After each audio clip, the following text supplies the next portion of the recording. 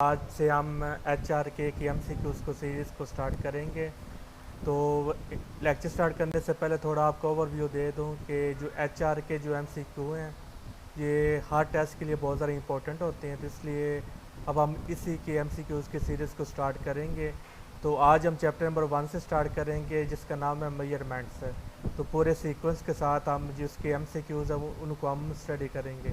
तो आज का हम जो चैप्टर के MCQ है मेजरमेंट्स है, इसके रिलेटेड जो HRK के MCQs हैं वो हम विद द सॉल्यूशन आप उनको डिस्कस करेंगे। तो अपना लेक्चर स्टार्ट करते हैं। सबसे पहला MCQ हमारे पास, a student is calculating the surface area of a single sheet of paper. एक जो स्टूडेंट है वो क्या कर रहा है, कैलकुलेट कर रहा है surface area single sheet of paper. जो सिंगल शीट ऑफ पेपर उसका सरफेस एरिया वो कैलकुलेट कर रहा है। He measures the length to be L 27.9 centimetre है। तो वो क्या करता है, जो लेंथ मेजर करता है 27.9 सेंटीमीटर मेजर करता है। ही मेजर्स द विड्थ, और जो विड्थ है वो कितनी मेजर करता है, वो विड्थ तो W से डिनोट करते हैं 21.6 सेंटीमीटर से वो रिप्रेजेंट करता है। The student should record the area of the paper. तो जैसे कि आप जानते हैं कि उसमें मालूम क्या करना है, सरफेस एरिया। तो एरिया का हमारे पास फार्मूला क्या होता है, लेंथ इंटू विड्थ। तो इन दोनों को हमने क्या कर देना है, मल्टीप्लाई कर देना है। तो अब आप ये समझेंगे कि कितना इजी सा MCQ है कि जस्ट 21.6 को 27.9 से मल्टीप्लाई कर दिया तो हमारे पास आंसर आ जाएगा। बात ये नहीं है, क्योंकि ये HRK के MCQ हैं तो ये ट्रिकी MCQ होती हैं। तो इसलिए हमने ये देखो, ये जो चारों MCQ हैं ये चारों कन्फ्यूजिंग करने वाले ऑप्शंस हैं। तो यही तो बात है, इसलिए जो HRK के MCQ हैं वो हर कम्पिटिटिव एग्ज़ाम्स में आती हैं। तो जब हम इन दोनों को मल्टीप्लाई करते हैं तो हमारे पास आंसर आता है ये वाला। अब जो पेपर में जब आप बैठे होंगे आप क्या करेंगे, डायरेक्ट इस पर आप टिक कर देंगे। तो लेकिन अगर आप इस पर टिक करेंगे तो वो फिर आपको आंसर गलत हो जाएगा। क्यों गलत होगा, क्योंकि हमने ये जो भी मेजरमेंट्स करनी होती है वो सिग्निफिकेंट फिगर्स के हिसाब से करनी होती हैं। इसमें सिग्निफिकेंट फिगर्स 3 है और इसमें भी 3 है। तो जब भी आप मेजरमेंट्स करते हैं तो जो मिनिमम जो सिग्निफिकेंट फिगर्स होते हैं वो आपके आंसर में उतने ही सिग्निफिकेंट फिगर्स होने चाहिए। फॉर एग्जांपल अगर इसमें हमारे 4 सिग्निफिकेंट फिगर्स होते और इसमें हमारे पास 3 सिग्निफिकेंट फिगर्स होते तो लेस सिग्निफिकेंट फिगर्स इसमें है तो आंसर में भी 3 होने चाहिए। अगर यहाँ पर हमारे पास 10 सिग्निफिकेंट फिगर्स होते हैं और यहाँ पे हमारे पास 2 सिग्निफिकेंट फिगर्स होते हैं तो आंसर में कितने सिग्निफिकेंट फिगर्स होने चाहिए थे, 2 होने चाहिए थे। इस केस में दोनों में सिग्निफिकेंट फिगर्स 3 है, यहाँ पर भी 3 है तो यहाँ पर भी 3 है। तो आंसर में जो सिग्निफिकेंट फिगर्स की तादाद है वो 3 होनी चाहिए। अगर यहाँ पे हम देखें तो यहाँ पर 5 सिग्निफिकेंट फिगर्स बनती हैं, तो इसलिए हमने ये आंसर नहीं लगाना, ये आंसर गलत है। तो हमने जो आंसर है इसको हमने किस में कन्वर्ट करना है, 3 सिग्निफिकेंट फिगर्स में हमने आंसर को कन्वर्ट करना है। तो यहाँ पर अगर हम मल्टीप्लाई करते हैं, एरिया का फार्मूला होता है लेंथ इंटू विड्थ। तो 27.9 को 21.6 से जब मल्टीप्लाई करते हैं तो हमारे पास आंसर आता है 602.64 सेंटीमीटर स्क्वेयर। तो आपने इसको कन्वर्ट करना है 3 सिग्निफिकेंट फिगर्स में। तो जब भी आपने सिग्निफिकेंट फिगर्स में आपने इसको कन्वर्ट करना है तो फिर आपने क्या करना है, इसको राउंड ऑफ करना है। तो अब हमें 3 सिग्निफिकेंट फिगर्स चाहिए, तो 3 के बाद जो चौथा सिग्निफिकेंट फिगर है वो जस्ट आपने इसको देखना है। बाकी जो सिग्निफिकेंट फिगर्स हैं आपने उनको नहीं देखना। फॉर एग्जांपल यहाँ पे 4 है।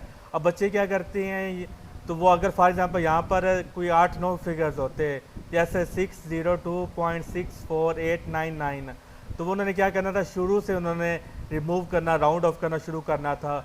शुरू से हमने राउंड ऑफ नहीं करना होता, जहाँ से हमें सिग्निफिकेंट फिगर्स चाहिए होते हैं जितने, उससे अगला जो डिजिट और हमने सिर्फ उस पर फोकस करना होता है।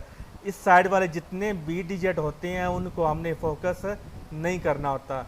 तो अब हमने जस्ट फोकस करना है इसको, हमने 4 को फोकस नहीं करना, 4 से हमने राउंड ऑफ शुरू नहीं करना। मैं अगेन बता रहा हूँ, जब भी आपने सिग्निफिकेंट फिगर्स में कन्वर्ट करना है तो जितनी आपको सिग्निफिकेंट फिगर्स चाहिए होती हैं उसका जो अगला डिजिट होता है वहाँ से आपने राउंड ऑफ स्टार्ट करना है। उससे ये नहीं करना कि आप राइट साइड से जितने भी 10-15 डिजिट्स हैं वहाँ से आप राउंड ऑफ स्टार्ट शुरू कर दें, ऐसे करेंगे फिर आपका गलत हो जाएगा। तो यहाँ पर हमारे पास 6 है, तो चूँकि 6 5 से बड़ा है इसलिए हम यहाँ पर क्या कर देंगे, इसको एक आगे बढ़ा देंगे तो हमारे पास आंसर आ जाएगा 603 सेंटीमीटर स्क्वायर आ जाएगा। तो ये हमारा करेक्ट आंसर होगा। तो ये बस इसमें ट्रिकी एमसी। अब ये देखिए यहाँ पर 602 भी आता है, तो अब बच्चे यहाँ पर भी कंफ्यूज हो जाते हैं। वो 6 को जब रिमूव करेंगे वो कहेंगे 602 है, नहीं, इसका आंसर 603 है।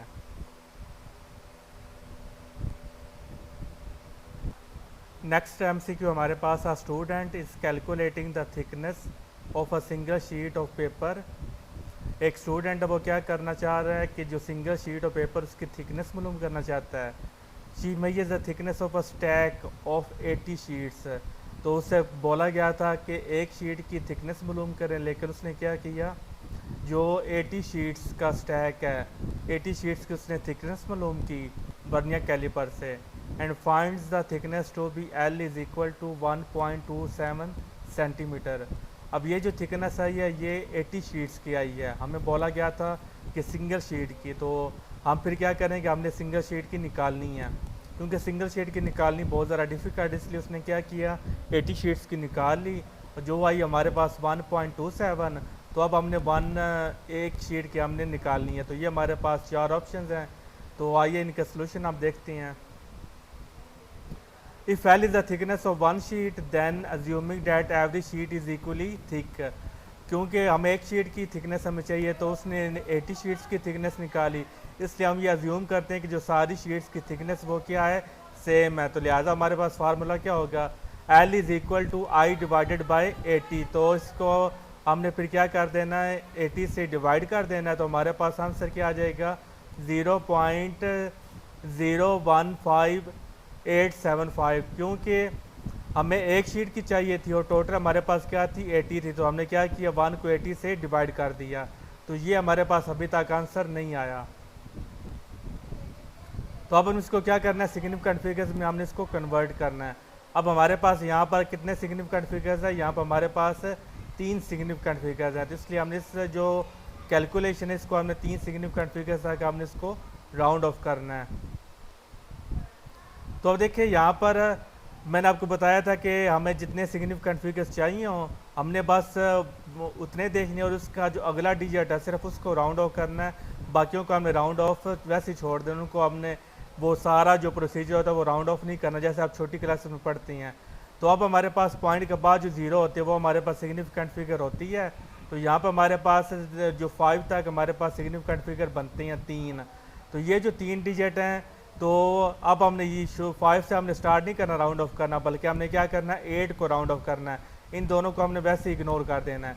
अब ये देखें जो 8 है वो हमारे पास 5 से बड़ा है, तो इसलिए हमने इसमें क्या किया, इसमें 1 का इजाफा कर दिया। तो फिर हमारे पास आंसर क्या आ जाएगा, 0.16। तो ये हमारे पास करेक्ट आंसर होगा।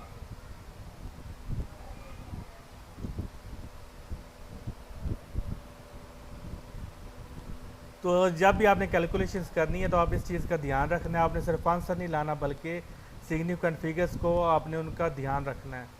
तो तीसरा एमसीक्यू हमारे पास, the period of the oscillation of a non linear oscillator depends on the mass M. तो ये काफ़ी लंबी चौड़ी ये स्टेटमेंट है। तो सिंपल हम वो बता रहा है कि डायमेंशन एनालिसिस से हमें बताएं, dimension analysis shows that the period of the oscillation should be proportional to. तो हमने क्या करना है, टाइम पीरियड का हमने डायमेंशन ऐसे बताना है कि वो किसके प्रोपोर्शनल है। तो यहाँ से हम इसका सोल्यूशन देख लेते हैं। एम की डायमेंशन हमारे पास कैपिटल एम होती है, जो के कांस्टेंट होता है उसकी डायमेंशन हमारे पास क्या है, एम एल -2 टी की पावर -2, और जो एरिया उसका हमारे पास डायमेंशन ए, जो हमारे पास डायमेंशन उसकी एल है। तो हमारे पास फार्मूला क्या होता है, स्क्वायर रूट एम ओवर ए 2 ए की पावर 2, यहाँ पर ये 2 है ये ए की पावर में है, और साथ में क्या आ जाता है के। तो हमारे पास एक्सप्रेशन क्या बनता है, M divided by A square multiply by K. तो अब हमने डायमेंशन को पुट कर देना है। एम की डायमेंशन हमारे पास एम कैपिटल एम है, और जो के की डायमेंशन है वो हमारे पास क्या होगी, एम एल की पावर -2 टी की पावर -2, और जो ए की डायमेंशन वो हमारे पास एल है, चूँकि इसके ऊपर स्क्वायर है तो हमारे पास इसकी डायमेंशन एल की पावर 2 हो जाएगी। तो इसलिए इनको जब हम सॉल्व करेंगे तो फिर हमारे पास आंसर क्या आ जाएगा, ए की पावर -1, क्योंकि यहाँ पर जो एम से वो हमारे पास कट जाएगा। तो एल -2 और ये एल प्लस एल ये प्लस का तो ये भी कट जाएंगे। पीछे हमारे पास जो, तो इस तरह इसको सिंप्लीफाई करने के बाद हमारे पास आंसर आता है कि पावर -1 m डिवाइडेड बाई के होल का स्क्वायर रूट। अब ये जो स्क्वायर रूट है ये इस पे नहीं आ रहा, सिर्फ और सिर्फ इस पे आ रहा है। तो देखते हैं ये हमारे पास ऑप्शन में मौजूद है या नहीं है। तो पहला ऑप्शन में हमारे पास a की पावर 1 है तो ये नहीं हो सकता, यहाँ पर a की पावर 2 है ये भी नहीं है, यहाँ पर 1/a है तो ये हमारा करेक्ट आंसर है, क्योंकि a की पावर -1 या 1/k वो ये हमारा आंसर करेक्ट है।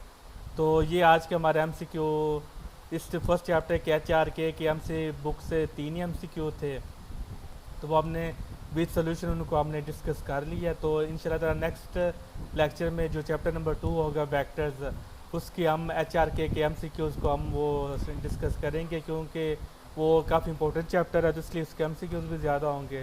तो उसके 2-3 लेक्चर्स वो इंशाल्लाह उसके बनेंगे। तो मिलते हैं नेक्स्ट लेक्चर में, तब तक अपना ख्याल रखिएगा। अल्लाह हाफिज़।